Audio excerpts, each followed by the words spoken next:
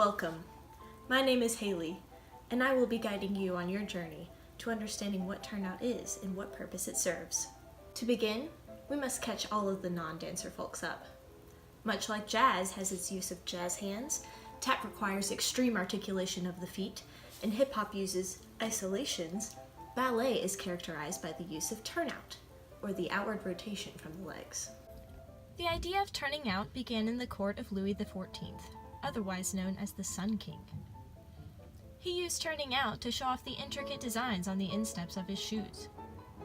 Turnout was also utilized as a means of moving side to side without ever turning your back on the king.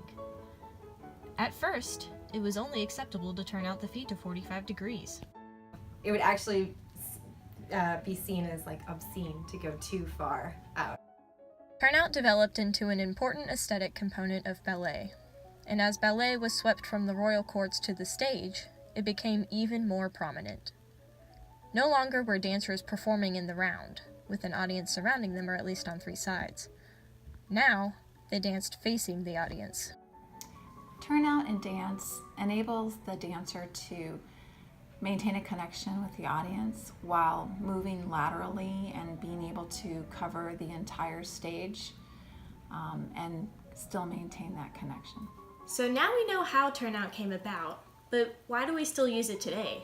Does it make certain movements easier? Certain movements that I think are made easier by turnout are definitely extensions.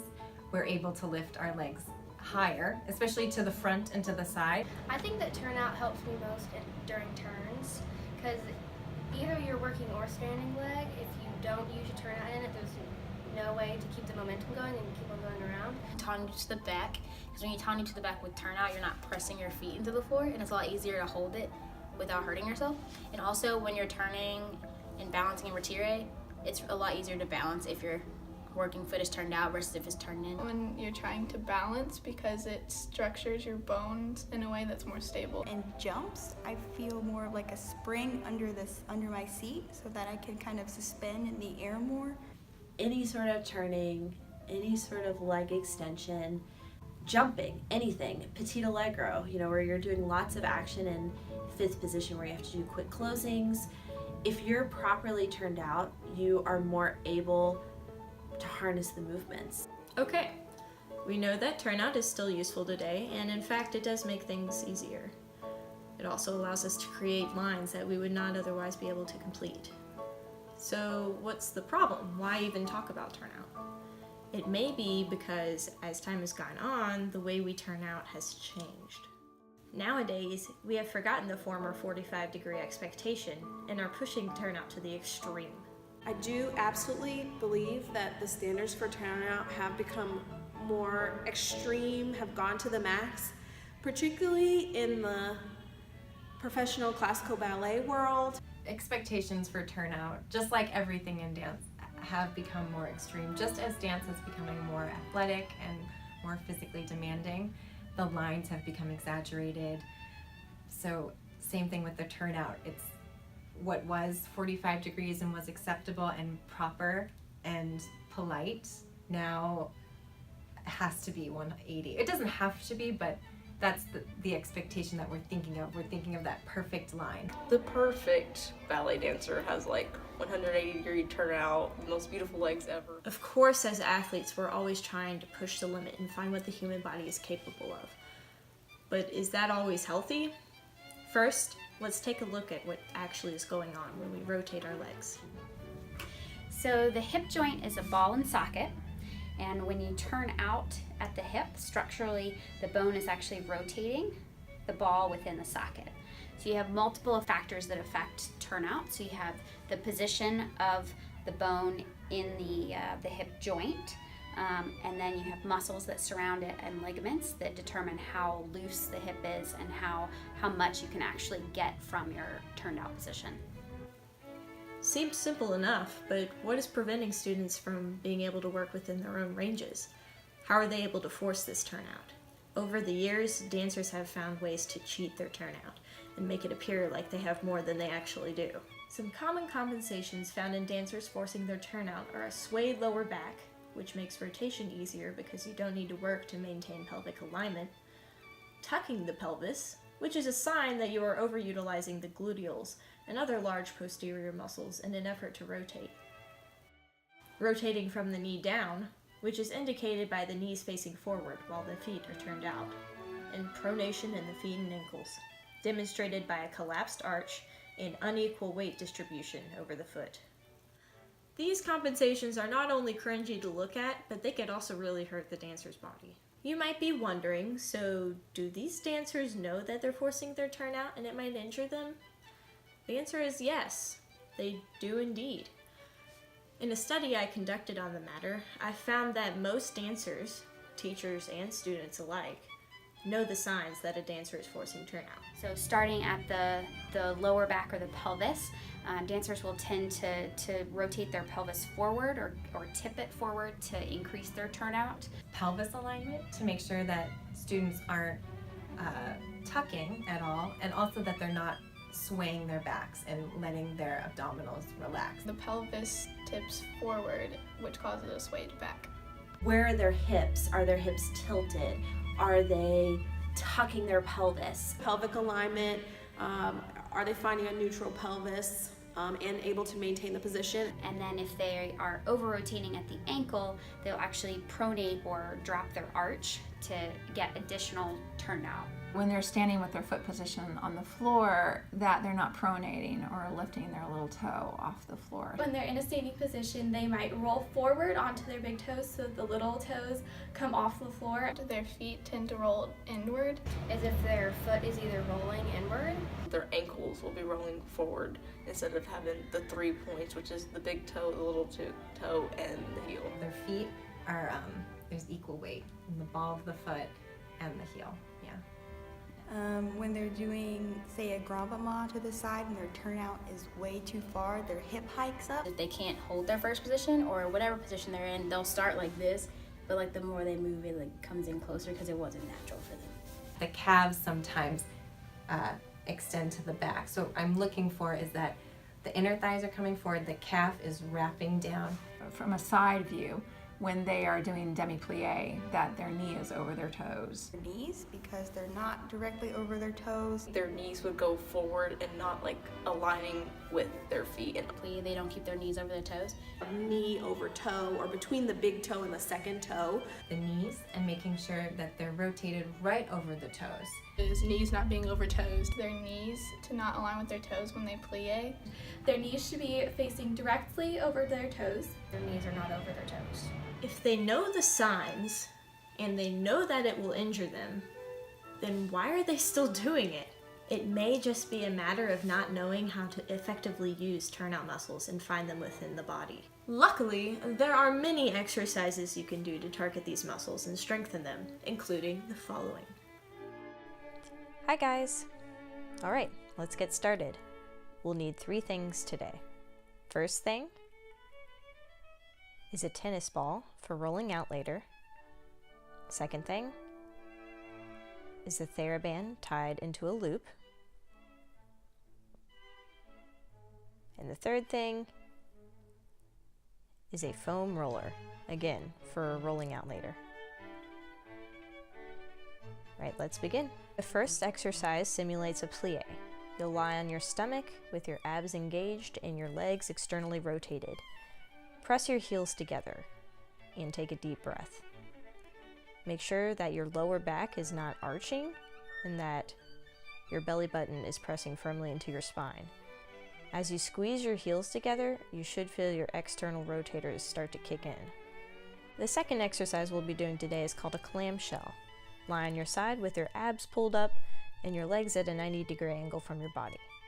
Keeping your heels together again, open and close the knees to feel the external rotators kick in.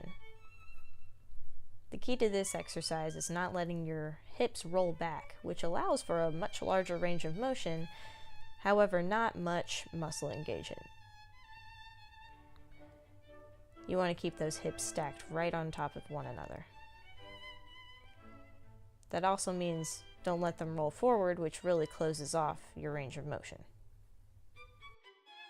A variation of this exercise uses the circular TheraBand. Place the TheraBand over your knees and then do the exact same exercise, except this time It adds resistance. A last variation for the clamshell is in passe.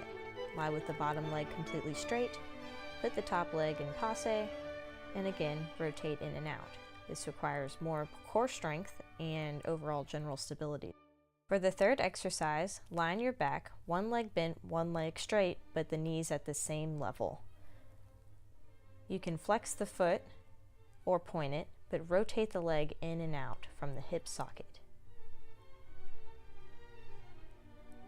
Make sure again that your core is sinking down into the floor to stabilize you.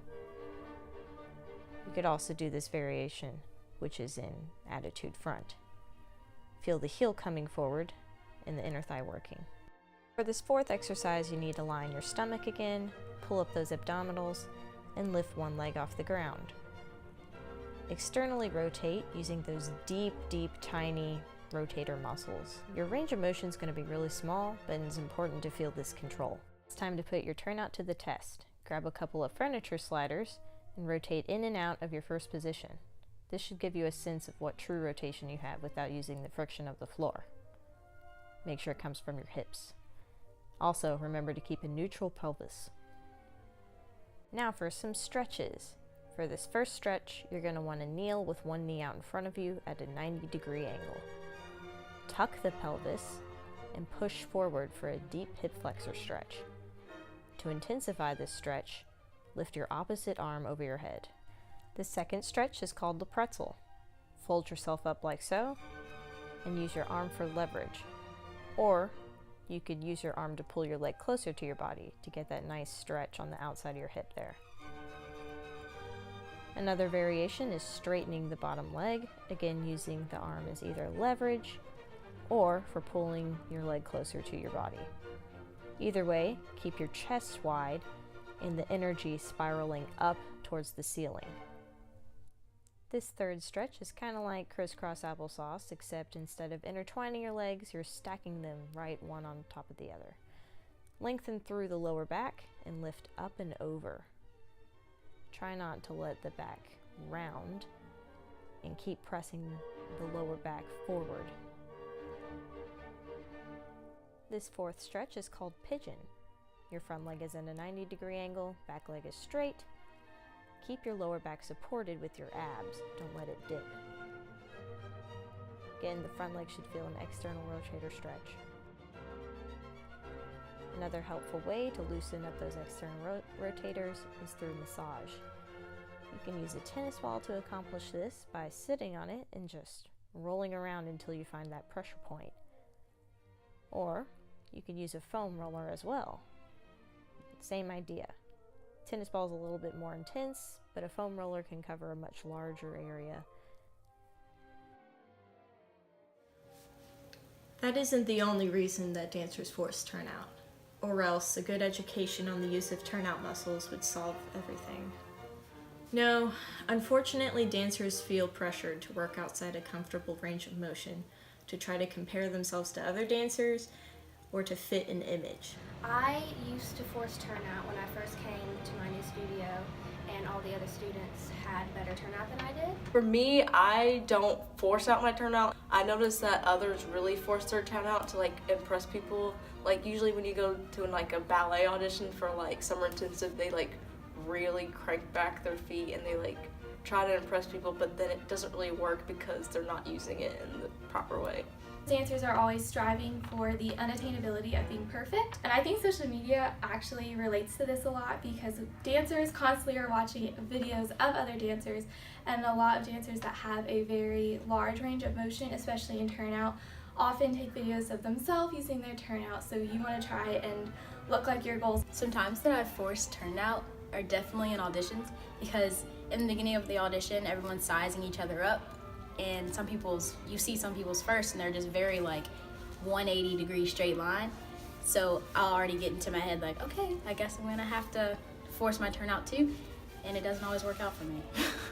I find myself in others forcing my turnout in auditions, or like I said, for a picture, just because I want to look my best. And sometimes if you're not really confident in yourself, or maybe you've worked for your turnout for a long time and you're frustrated about it, you just want to get it right then, and it's not always going to happen.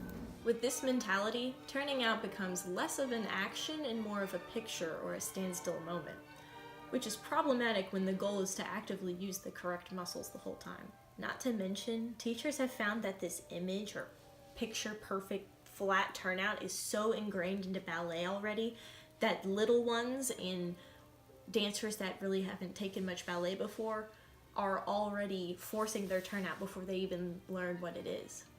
I frequently see dancers with injuries related to compensations and turnout, especially younger or less trained individuals. Frequently I see young dancers, if they have knee pain, if they have foot and ankle pain, if they have hip pain, usually it's related somehow to their turnout and not doing that correctly. I teach turnout to my students in a variety of ways, depending on their age and level. With the little ones, it's really done a lot through demonstration as well. They learn a lot from watching me and my assistant kind of show them what to do. Their first instinct is to look at the feet and try to replicate what the feet are doing, but you have to explain to them that turnout has to be accessed from the hips. I do find that even for my non-dance major students, they still kind of want to force things more than they should. Even when you're not trying to become a dancer or anything like that, I think there's just kind of this idea that, you know, when you're doing ballet, you're going to have your toes facing one wall and the other wall. I'm not sure where that comes from, but it's already there before I even teach them the first step. So how can we change the idea of turnout from an image to an action? Well, many dancers come up with their own way to think about turnout, like an analogy or a metaphor. Here are some examples. Kind of like a pole at a barber shop. So you're thinking of the spiral going down, down, down into the ground. It's a lot of discussing opening their legs and really using this kind of circular motion to turn their muscles out. It's rotating your femurs outward, and that then translates down to your ankles and feet. If you had seams on the back of your tights, picture them coming forward instead of just your heel going forward. It's making your inner eyeballs, like the insides of your legs, inside of your calves, insides of your hips, turn to each other. So it's not a static movement that you're just turned out and holding it as much as you can, but it's actually a movement, and you're just keep deepening down, down into the ground and lifting up and out of it. Notice, none of these portray turnout as a position, but rather a continuously engaging action. If dancers can combine the right analogy with the right exercises to help them target those turnout muscles and physically feel them engaging, then it should be much easier to utilize correctly a fuller range of motion. After all, and although some teachers, some styles, and some companies prefer a perfect 180-degree turnout, my studies have found that it's actually more important to use what you have to its fullest extent and use it very well. Whenever the teachers or directors see that you're using your turnout to the fullest potential, that they can look past maybe the lack of it and know that you're doing it correctly. You have to have a certain level of turnout, or at least an ability to harness the turnout that you have very well. It does not have to be a 180. Actually, most professional dancers do not have a perfect 180 turnout. Most professional dancers learn to work with what they have and then to support that and to maximize that, and that's how they get far. I think honestly, if you just work with what you've got and you know yourself that this is what you have and it's fine, then the confidence will come and it'll look great even if your turnout is like this far. It appears that the dance world is less interested in dancers with perfect facilities and a little more interested in those that have control over their bodies. They're looking for people that can maximize their strengths and work on their weaknesses. My next question is, what does the future of turnout look like? How will these standards continue to change and evolve, and how can we influence the direction in which they are heading? Well, in order to look to the future, we must first look at the past. How has dance been influenced thus far? In the olden days, many factors influenced dance and shaped it into what it is today. For one, religion was hugely impactful. Primal religions used dance as a way to make sense of life, and as a means of communicating with deities. Christianity, however, banned dance for about 1,000 years because it distracted people from God and the goal of eternal life. Later on, the obsession with death in the Middle Ages, during the time of the Black Plague, even influenced dance. Peasants, young and old, would gather at cemeteries to dance with the spirits and play a game. Everyone would dance in a circle until a man collapsed to the ground. Then the girls would take turns kissing him until he came back to life. Sounds like Sleeping Beauty, doesn't it? Cultural climates of the time also affected the development of dance. The Greeks, for example, were devoted to perfection in philosophy, science, and arts. These values shaped dance's role in society. Dance became incorporated into general education, festival games, military training, and theatrical entertainment.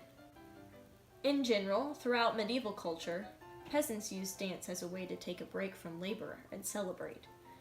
With a strong desire for community and fun, these dances brought circular formations and partnering to life. Status was also hugely influential. Nobles stole peasant dances, hired a dance master to refine them for the upper class, and used them as a way to show off themselves and the people they were courting. Music led the evolution of dance as well. Musicians' guilds decided what music was to be played, which essentially decided the type of dance that would be performed. With the invention of the printing press, music became more standard, and so did dance. Not to mention a certain other invention that transformed ballet into what it is today: the point shoe. While these factors heavily influenced the development of dance in the past, almost none of them apply today when looking at the evolution of turnout. Turnout is not particularly associated with religion. Status doesn't have anything to do with shaping dance technique. Music has become universally available to everyone, and that doesn't really have anything to do with turnout. Inventions are very important in today's society because people are incorporating dance and technology, but again, it doesn't really have to do with turnout. One factor does apply to the evolution of turnout, and it's culture. In our society, we have a very strong desire for more athleticism, more extremes, and pushing the body to its limits. We can't isolate this factor, though, and try to change it ourselves because it's a product of another factor: people. Throughout dance history, individuals have been able to impact the development of dance and change it forever, single-handedly. Catherine de' Medici brought ballet from Italy to the courts of France by marrying Henry II. King Louis XVI institutionalized ballet and made all performance subject to his authority. Fast forward a bit to the Romantic era, and Marie Taglioni has developed her own ethereal technique on point. Jules Perrault's choreography forever changed the relationship between plot advancement and movement. Fanny Elsler incorporates Spanish folk dance into her ballet and creates this new, exciting genre of movement seen in Esmeralda. And Marius Petipa choreographs timeless ballets: Don Quixote, Sleeping Beauty, and The Nutcracker. So who is influential enough today to shape the way we turn out, and to shape the expectations we have for our physical capabilities? Is it Misty Copeland, with her huge following from being the first black dancer promoted to principal in the history of the American Ballet Theater? Or is it Wendy Whalen, retired principal dancer from the New York City Ballet, who is from our very own Louisville, Kentucky? With such a widespread use of social media today, really anyone who is anyone could spread the message of using 100% of your turnout, but no more than that. For turnout expectations to change, I believe two things need to happen.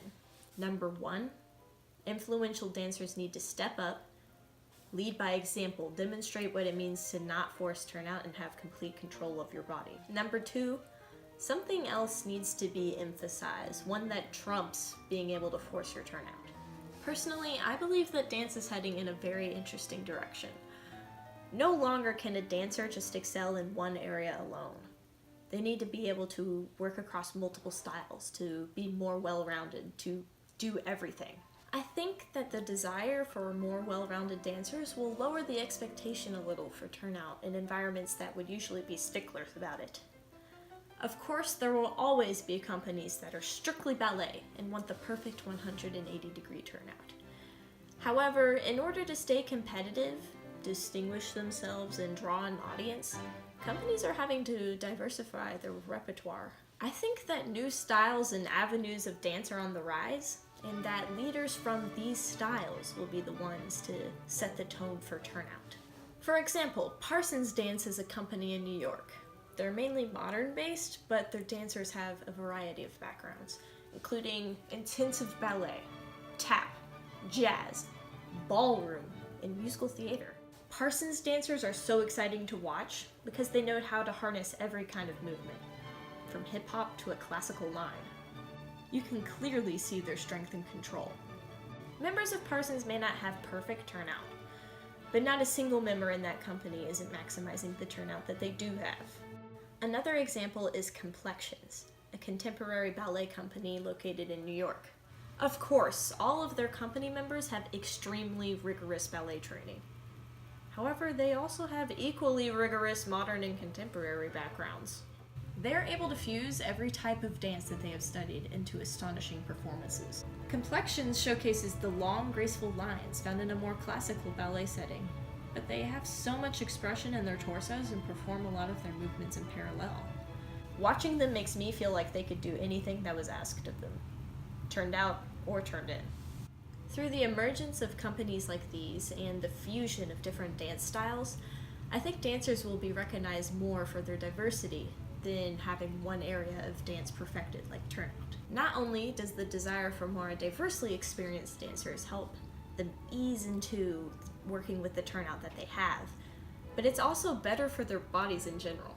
Think about it. If you're only studying one type of dance, you're making your body do the same thing over and over again. The same exercises, the same motions, the same type of movements. Repetition, even with pretty good alignment and engagement, can cause overuse injuries over time, especially for older dancers who are in the studio for many, many hours a week. In addition, and this is very important, overuse of a certain muscle group will leave the muscles opposite the overworked group very weak. So when we're looking at the body and muscular groups and balance, if we tend to use the external rotators primarily, what's going to happen is the internal rotators or the hip flexors, they're kind of, multifaceted. Those muscles are going to tend to be underused, they're going to be stretched out, and then they're going to become weak. So a lot of times you'll see the inner thigh muscles, the hip flexors, which sit on the front of the hip, and even deeper into that, they're going to be limited, they're going to have weaknesses, and a lot of times that's where you're going to see your strains in athletes, for instance, because they try to do a high velocity movement that uses those muscles, and those muscles aren't prepared for it. So how can we work to counterbalance this repetition and strengthen our underutilized and overstretched opposite muscles? Well, if we're always dancing in turnout, like in ballet, we could try something more turned in, like modern. By doing this, we would become more well-rounded artists and balance our musculature at the same time. Not only should we study other forms of dance to keep ourselves balanced, but also, as I suggested earlier with the exercises that help you target the turnout muscles, we should be actively exercising the opposite muscles to make sure they're functioning. So looking at all these different issues of balance and imbalance and injury and prevention and all of that, one thing that I've noticed both in the training world but also in sports is the use of balance training in an off-season. While dancers don't really have an off-season, they can still use it within their out-of-studio training. So things like training the opposite end spectrum of their normal range of motion. So you look at a dancer who's in an external rotated position all the time. Obviously we want to strengthen those external rotators to make sure they stay healthy and functioning, but making sure that we train the internal rotators and the adductors, the muscles that pull inward towards the midline of the body, making sure that we train those and keep those healthy, strong, and using their range of motion as well. Our first turn-in exercise is a variation of the clamshell.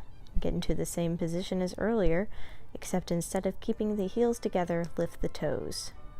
You'll feel a burn on the outside of your hip in a different place. Also, like earlier, you can add looped TheraBand for added resistance, except instead of placing it around the knees, you'll place it around the ankles. Again, keep the hips stacked and the core engaged. For this second exercise, you'll need the looped TheraBand, which you'll be placing around your ankles again. and the foam roller. Lie on your back with your knees at 90 degrees, put the foam roller between your thighs,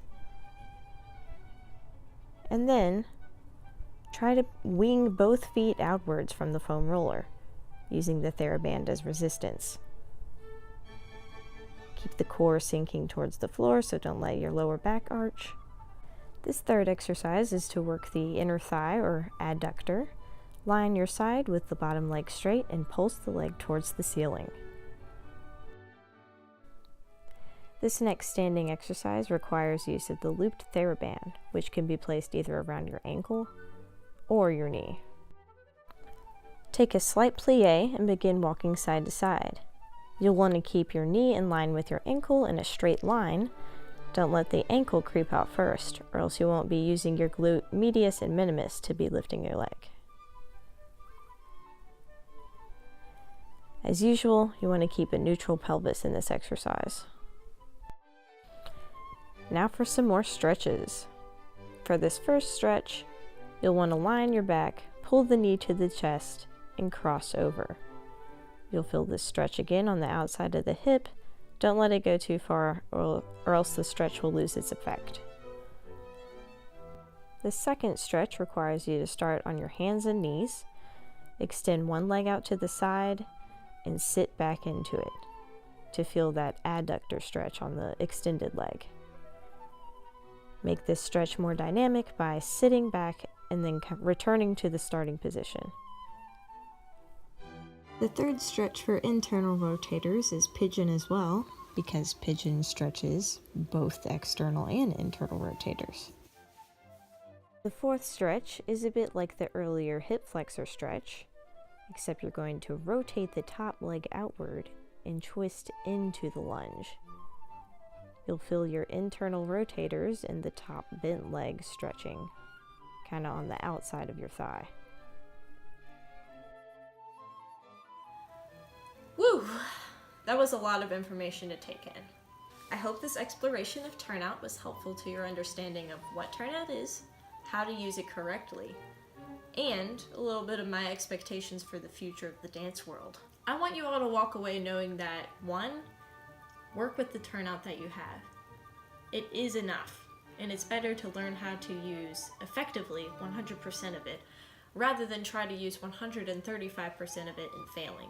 2, do your exercises. It'll help. Getting used to finding those rotation muscles and engaging them before class will help you find them in class, instead of trying to spend all of bar finding them and then, oh look, I found them and it's time for center. You'll get much more out of class this way. And don't forget to balance out the other side so you're not lopsided. And 3, try working with other dance styles. It'll make you physically more well-rounded, artistically more well-rounded, and more competitive in the dance world. Plus, you might make it and be able to use your influence to encourage people to work with the Turnout that they have. Thanks for watching, guys, and I hope you learned something.